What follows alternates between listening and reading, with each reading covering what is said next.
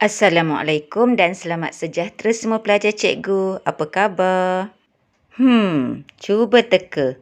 Itu apa ya?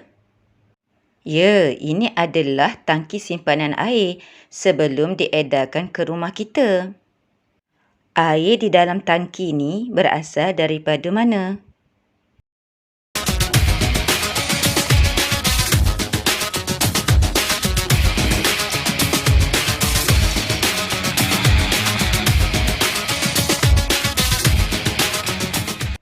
Air yang sampai kepada kita berasal daripada sumber air semula jadi. Contoh sumber air semula jadi ialah air hujan, air laut dan juga air sungai. Tajuk video ini ialah pembersihan dan pembekalan air. Objektif pembelajaran menjelaskan tentang kaedah pembersihan air dan sistem pembekalan air. Kriteria kejayaan yang pertama, menerangkan kaedah pembersihan air. Yang kedua, menghuraikan proses di dalam sistem pembekalan air. Air meliputi 2/3 daripada permukaan bumi, tetapi sebahagian besar air ini tidak boleh terus digunakan kerana mengandungi benda asing, mikroorganisma dan juga bahan terlarut. Jadi, air perlu dibersihkan dan dirawat supaya selamat diminum oleh manusia. Pembersihan air dapat menyingkirkan bau, rasa, warna, mikroorganisma dan bahan terlarut supaya air dapat digunakan untuk pelbagai kegunaan. Cikgu, saya nak tanya, apakah kaedah pembersihan air? Baiklah Danish, ada 4 kaedah pembersihan air. Yang pertama ialah penurasan. Yang kedua ialah pendidihan. Yang ketiga, pengklorinan. Dan yang keempat ialah penyulingan. Cikgu, apakah fungsi kaedah pembersihan air tadi? Fungsi proses pendidihan ialah membunuh mikroorganisma. Okey, apakah contoh mikroorganisma? Ya, seperti bakteria, virus dan sebagainya. Kita lihat kekurangan proses pendidihan iaitu tidak menyingkirkan zarah pepejal dan juga bahan terampai seperti apa? Ranting kayu dan juga pasir yang ada di dalam air sungai. Yang kedua, tidak menyingkirkan garam mineral yang terlarut. Pelajar boleh lihat ya, semasa air mendidih, suhu semakin meningkat dan mencapai 100 darjah Celsius. Ini boleh membunuh mikroorganisma. Kaedah pembersihan air yang kedua ialah pengklorinan. Fungsinya ialah membunuh mikroorganisma sama seperti proses pendidihan tadi. Okey, apakah kekurangan bagi proses pengklorinan ni? Ia tidak menyingkirkan zarah pepejal dan juga bahan yang terampai seperti ranting kayu dan juga pasir. Yang kedua, tidak menyingkirkan garam mineral terlarut. Okey, kita lihat. Okey, individu sebelah ni meletakkan beberapa titis klorin di dalam air. Kaedah pembersihan air yang ketiga ialah penurasan. Alright, proses ini memisahkan benda asing terampai daripada cecair. Kaedah penurasan menggunakan beberapa lapisan bahan iaitu batuan dan pasir sebagai penapis semula jadi kepada air yang mahu dibersihkan. Okey, tengok rajah di sebelah kanan, ini air berlumpur dimasukkan ke dalam proses penurasan ni dan menghasilkan hasil turasan yang jernih. Jadi kebaikannya menghasilkan air jernih, bebas daripada zarah-zarah terampai. Apakah keburukannya? Keburukannya air masih mengandungi mikroorganisma dan juga bahan yang terlarut. Kaedah pembersihan air yang terakhir ialah penyulingan. Alright, semua pelajar tengok dekat sini. Prosesnya ialah penyulingan. So, proses penyulingan ni dia akan menyingkirkan apa? Ya, ada 3 ya fungsi dekat sini. Yang pertama ialah dia akan menyingkirkan bahan yang terampai. Yang kedua, menyingkirkan garam mineral terlarut. Dan yang ketiga, membunuh mikroorganisma seperti bakteria, virus dan sebagainya ya. Okey, jom kita tengok prosesnya macam mana. Okey, dekat sini ada sumber api. Okey, kita didihkan air dalam ni ya. So proses kat sini berlakulah proses pendidihan. Right, nampak kat sini ada wap air ataupun steam panas naik ke atas ni ya. So air apa yang kita guna dekat sini? Okey, contohlah kita guna air sungai. Okey, kita ambil air sungai. Okey, air sungai ataupun air laut. Right, boleh saja. Okey, di dalam air sungai ataupun air laut ada apa? Okey, ada mikroorganisma. MO ni ialah mikroorganisma. Ada bahan terampai. Okey, bahan terampai. Ada bahan apa lagi? Bahan terlarut. Okey. Ataupun garam mineral terlarut. Okey. So, sekiranya kita dah didihkan air ni, apa yang tidak ada lagi di sini? Iaitu mikroorganisma akan matilah. Okey, tak tahan dengan suhu yang tinggi. Bahan-bahan terampai dan bahan terlarut akan termendap dekat sini. Okey, akan ditinggalkan oleh wap air ataupun steam tadi ya. Okey, air dipanaskan dalam kelelawar dasar bulat ni. Kemudian wap air, okey, ataupun steam panas tadi akan masuk ke saluran ni. Okey, masuk ke saluran putih ni dalam ni ya. Dan terus ke sini. Right, yang di luar ni, okey, gambar ni yang cikgu akan labelkan ni, ini ialah kita panggil sebagai kondenser. Okey, kondenser libid. Okey, cikgu ejakan kondenser LIEBIG. Kondenser libid. Dekat sini ada dua saluran Satu saluran dekat sini di bawah, di mana di sini ialah air masuk. Okey, nanti kita bagi tahu apa fungsi air masuk. Kan dekat sini ada satu saluran lagi, dekat sini ialah air keluar. Right, cikgu tuliskan kat sini ialah air keluar. Okey, di saluran ni ya. Okey, air yang masuk dekat sini, alright, dan air yang keluar dekat sini. Okey, air ni nanti akan menyejukkan wap panas. Okey, ataupun wap air atau steam panas tadi. So, wap air tadi atau steam tadi akan menyejuk dan akan bertukar kepada titisan air. So, dia akan jatuh di hujung bikar ni lah. Okey, di hujung ni, di bikar dalam ni. Okey, so air akan terkumpul di sini. Okey, so ingat proses penyulingan dia akan menyingkirkan bahan terampai. So, bahan terampai akan tertinggal di dalam kelelawar dasar bulat, meninggalkan juga garam mineral terlarut dan juga membunuh mikroorganisma. Okey, so air yang terhasil di sini kita kenali sebagai air apa? So, proses penyulingan so menghasilkan air suling. Okey, the question is, cikgu tanya kamu, sesuai ataupun tidak? Sesuai ataupun tidak? Cikgu tanya soal. Okey, air suling ni sesuai tak untuk kita minum? Jawapannya tidak sesuai. Sebab apa? Tengok balik dekat atas ni. Okey, menyingkirkan apa? Menyingkirkan garam mineral terlarut. Okey, so garam mineral terlarut semua telah pun disingkirkan. So, air ni tidak sesuai diminum kerana tidak ada garam mineral yang kita perlukan. Okey, harap semua pelajar boleh faham proses penyulingan ya. Sekarang kita akan lihat subtopik menyelesaikan masalah kekurangan bekalan air. Okey, ni kekurangan bekalan air. Okey. So, sesetengah negara yang mengalami kekurangan sumber air menggunakan cara alternatif bagi mendapatkan bekalan air untuk kegunaan manusia. Okey, kita tengok negara Singapura. Okey, negara Singapura mengalami ataupun mempunyai bekalan air yang terhad.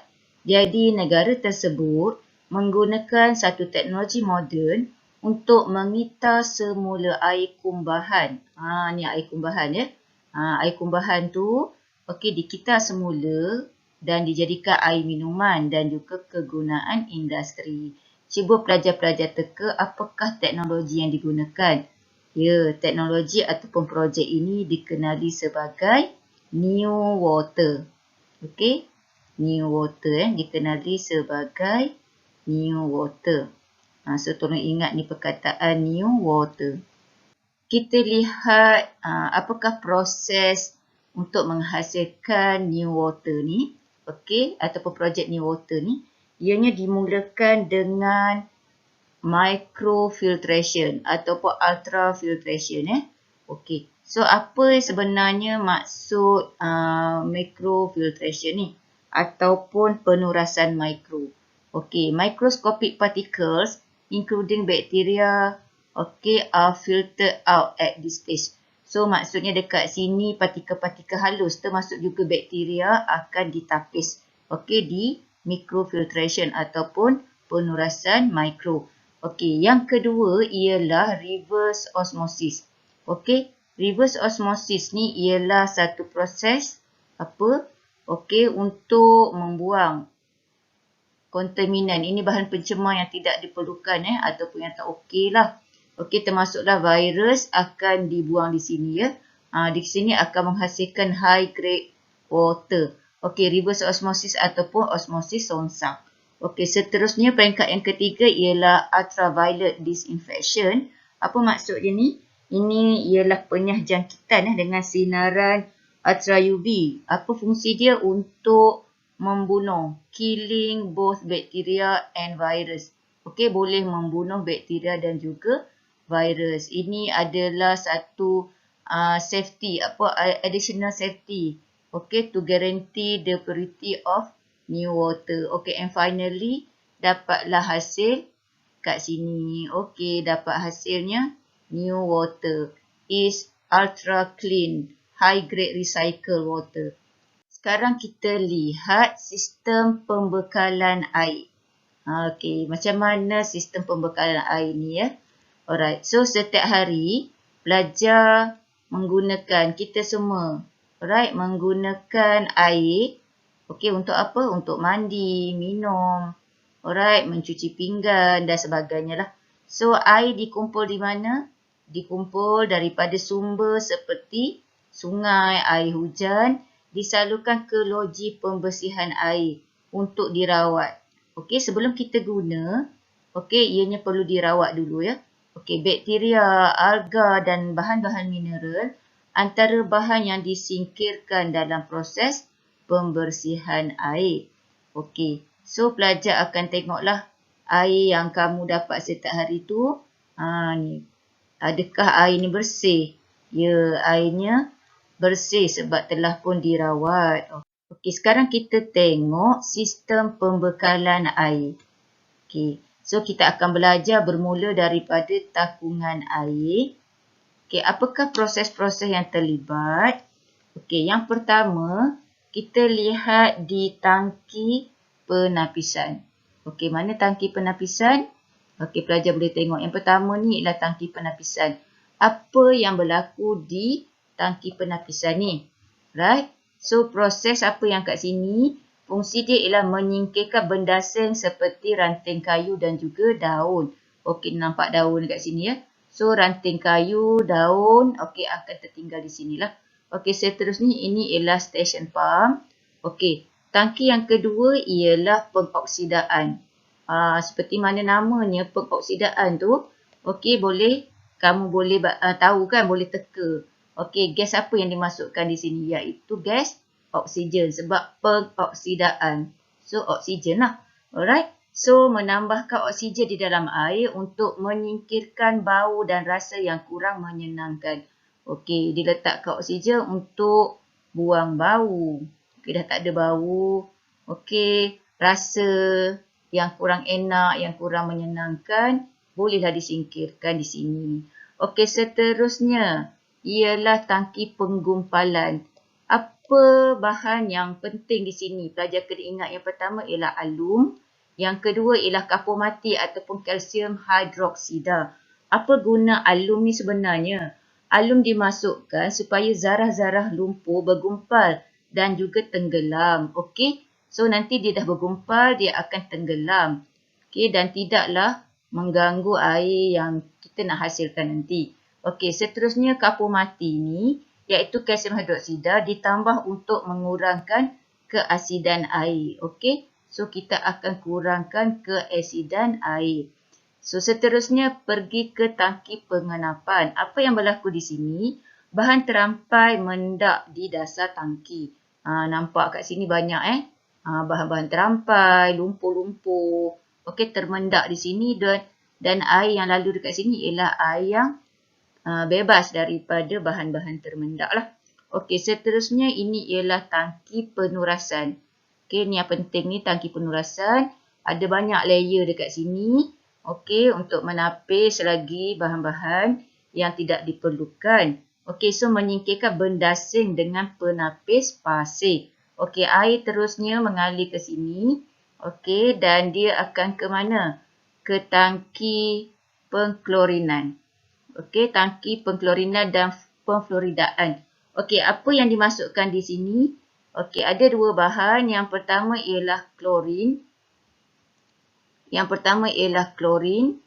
Okey, apa fungsi klorin? Klorin ni untuk membunuh mikroorganisma di dalam air. Dan yang kedua ialah fluorida. Fluorida ni untuk mengelakkan perebutan gigi. Okey, dah habis dekat pengklorinan dan juga pemfluoridaan, maka ia masuk ke dalam tangki lagi satu dan tangki air bersih. Di sini air dah bersih. Okey, ni apa tu station pump ataupun kamu panggil dia sebagai rumah pump kan? Okey, and last one sampai ke tangki simpanan. Alright, air bersih disimpan di dalam tangki simpanan sebelum diedarkan ataupun sampai ke rumah kita. Okey, macam itulah cara bagaimana sistem pembekalan air. Okey. Dan ni proses-proses di dalam sistem pembekalan air. Okey, pelajar boleh lihat kembali. Okey, fungsi-fungsi bagi setiap proses tadi.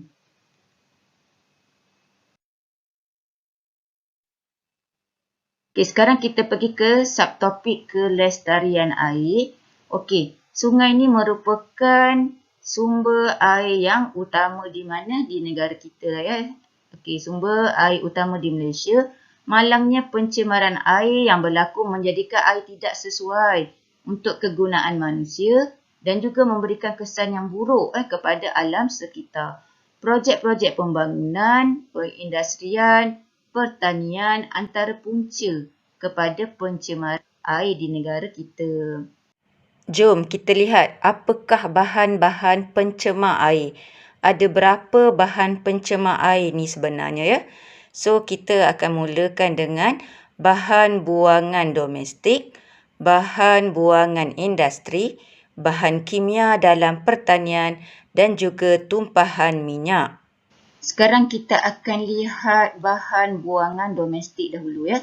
Okey, apakah cara untuk mengatasi pencemaran air daripada bahan buangan domestik? Okey, yang pertama menaik taraf sistem pembentungan di seluruh negara. Yang kedua ialah mendidik masyarakat tentang cara pembuangan sampah yang betul. Seterusnya menyediakan kemudahan sanitasi yang sempurna di kawasan pedalaman. Okey, itu cara mengatasi pencemaran air bagi bahan buangan domestik. Kita tengok bahan buangan industri. Okey, apakah cara mengatasi pencemaran air dari bahan buangan industri pula ya?